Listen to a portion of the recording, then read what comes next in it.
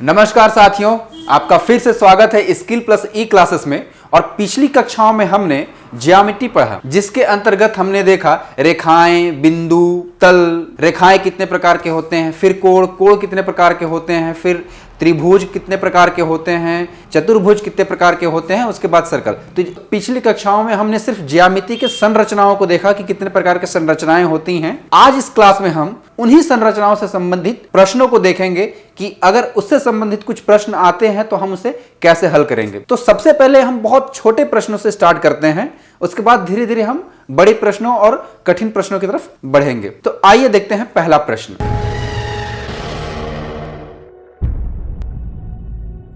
तो इसमें हमारा आज पहला प्रश्न है, यदि ए और सी का मध्य बिंदु बी है तथा AC बराबर 10 है, BC बराबर 6 है, तो AB का मान क्या होगा।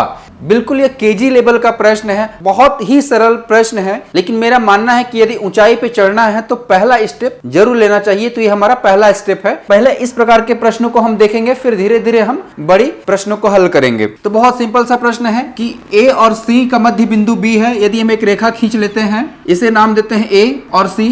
इसका मध्य बिंदु B है, जहां A और C की वैल्यू दिया हुआ है 10 है और B और C का वैल्यू दिया हुआ है 6 है। तो हमें A और B का वैल्यू निकालना है। सिंपल सी है, 10 से हम 6 माइनस कर देंगे तो AB की वैल्यू आ जाएगी। हल करेंगे, AB बराबर AC माइनस BC हो जाएगा, यानी AB इक्वल टू 10 में से 6 हट जाएगा, AB इक्वल टू 4 आ जाएगा। ये होगा हमारा आंसर।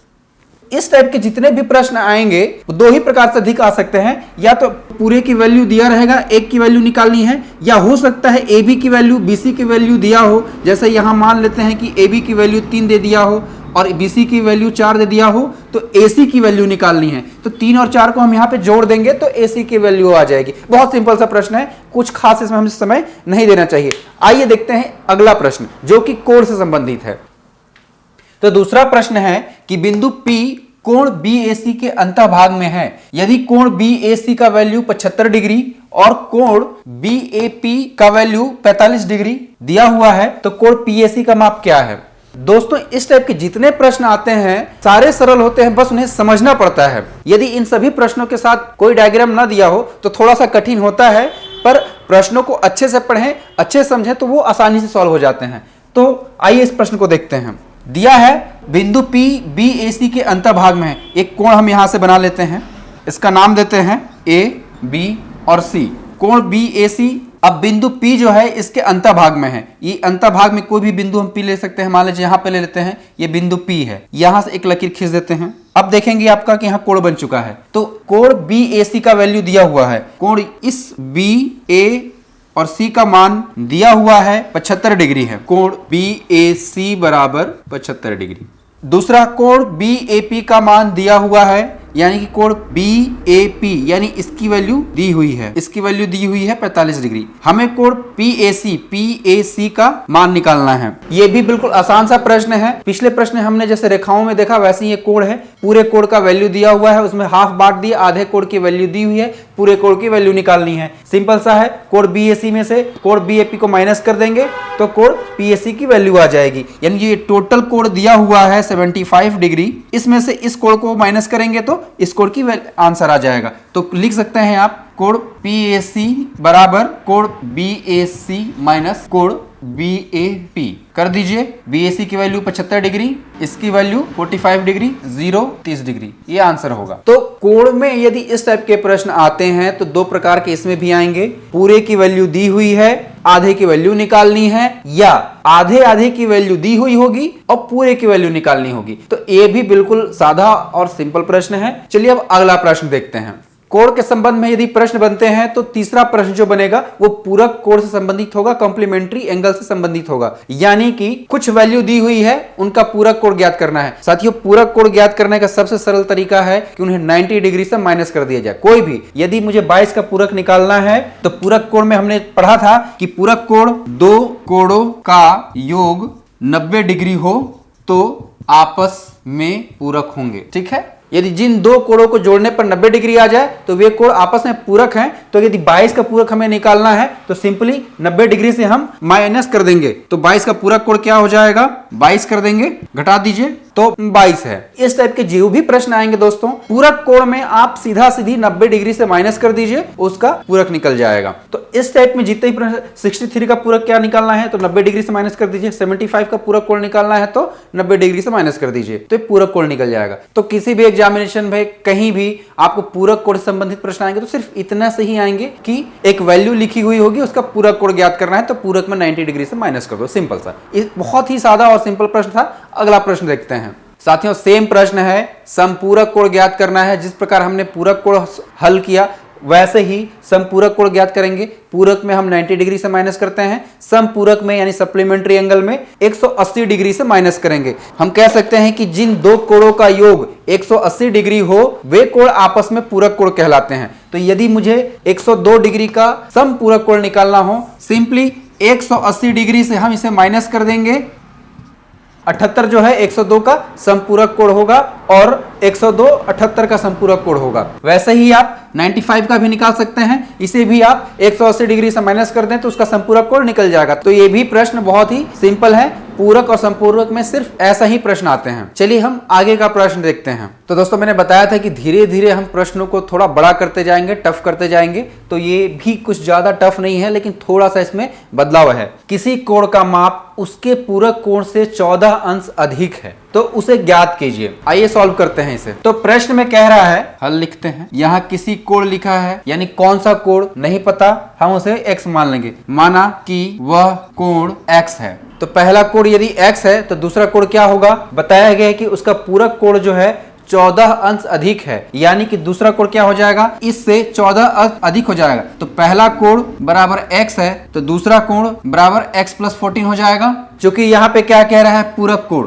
मैंने बताया था कि पूरक कोण होते हैं जिन दो कोणों का योग 90 डिग्री हो वे पूरक कोण कहलाते हैं। तो पूरक कोण में क्या करेंगे, यानी कि इन दोनों कोणों का योग जो है 90 डिग्री आना चाहिए। तो प्रश्नानुसार देखेंगे x + 14 बराबर 90 डिग्री होना चाहिए। जोड़ दीजिए, x जोड़ जाएंगे 2x हो जाएगा, प्लस 14 बराबर 90 डिग्री। 14 को उधर कर दीजिए, 2x बराबर 90, यहाँ प्लस में है, उधर जाएगा तो माइनस में हो जाएगा, -14। x बराबर हो जाएगा 90 में से 14 घटा दीजिए तो 67 हो जाएगा। ये जो यहाँ 2 है ये आपस में मल्टीप्लाई में है, जब ये इधर जाएगा तो ये भाग में हो जाएगा। 2 से इसको भाग दे दीजिए, x बराबर हो जाएगा 2 × 6 2 × 16 से कट जाएगा 38 डिग्री हो गया।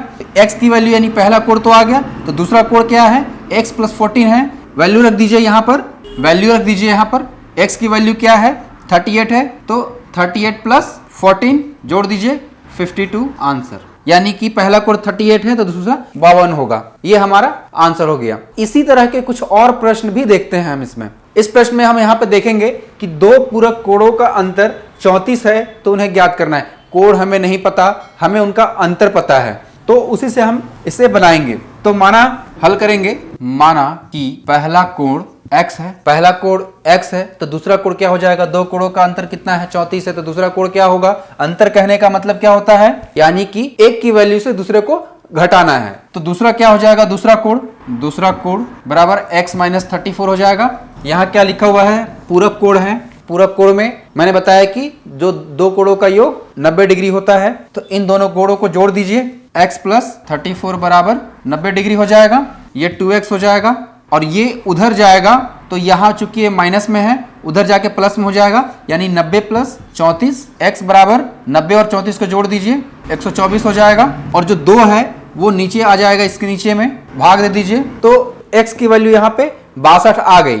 तो दूसरे कोण का वैल्यू क्या हो जाएगा, x का वैल्यू 62 है, 62 यहाँ पे रख दीजिए, 62 यहाँ रख दीजिए, 62 - 34 घटा दीजिए, 12 में से 4 गया, ये आंसर हो गया। दो कोण, एक कोण ये हो गया और दूसरा कोण ये हो गया। हम उत्तर की जांच भी कर सकते हैं, देखेंगे तो इन दोनों का जो अंतर है वो 34 है और इन दोनों का जो योग है वो 90 डिग्री है। तो चलिए पूरक कोण के ही कुछ प्रश्न देखते हैं। हल करना बहुत ही आसान होता है, मेन होता है प्रश्नों को समझना। तो आइए उसी से संबंधित कुछ प्रश्न और देखते हैं। तो दोस्तों इस प्रश्न में देखेंगे, दो पूरक कोण 2:7 के अनुपात में है तो कोणों का माप ज्ञात करना है। पूरक कोण से ही संबंधित प्रश्न है और अनुपात में है। जब आप अनुपात पढ़े होंगे तो आपको पता होगा कि कोई भी चीज अनुपात में तब आता है जब इनके बीच में कोई चीज कॉमन फैक्टर होता है। जैसे मान लेते हैं कि कोई चीज अनुपात में है, जब कोई भी चीज अनुपात में होती है तो उनके बीच में एक ऐसी वैल्यू होती है जो कि कॉमन होती है। जैसे 3/4 तभी ये बनेगा जब इसके बीच में कोई चीज कॉमन रही होगी। जैसे इसका जो बड़ा वैल्यू है हो सकता है वो 12/16 रहा होगा, जिसमें 4 से डिडक्ट करने पर 4×3 12 और 4×4 16 यानी कि टोटल 3/4। इस टाइप का हल होने के बाद वो अनुपात में बदलता है। तो मान लेते हैं कि 2 और 7 का कॉमन फैक्टर x है, तो पहला कोण क्या हो जाएगा, पहला और दूसरा कोण क्या होगा, माना कि तो होगा हल में, माना कि वह कोण x को हम कॉमन फैक्टर मान लेते हैं, तो माना कि वह कोण 2x और 7x हैं।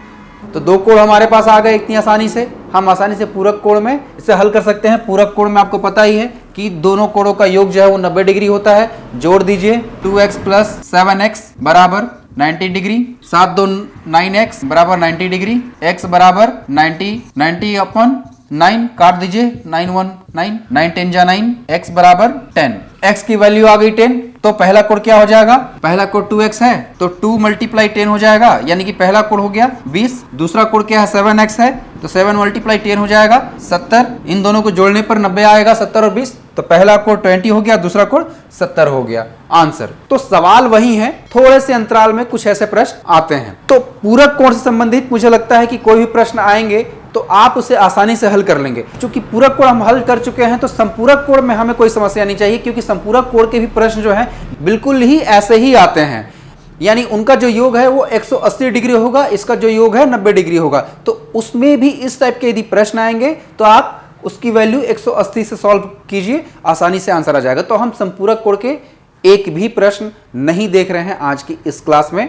फिर भी यदि आपको कोई डाउट होता है तो संपूरक कोण से संबंधित आप हमें कमेंट कर सकते हैं, हम उसके ऊपर भी एक वीडियो बना देंगे। चलिए अगला प्रश्न देखते हैं। दोस्तों, संपूरक कोण के प्रश्नों को नहीं देखने का कारण ये था क्योंकि हमारा अगला जो प्रश्न है उसमें संपूरक कोण भी कवर हो जाएंगे। इस प्रश्न में देखेंगे AO और OB, OA और OB यानी ये और ये विपरीत किरणें हैं और एक दूसरा किरण OC है।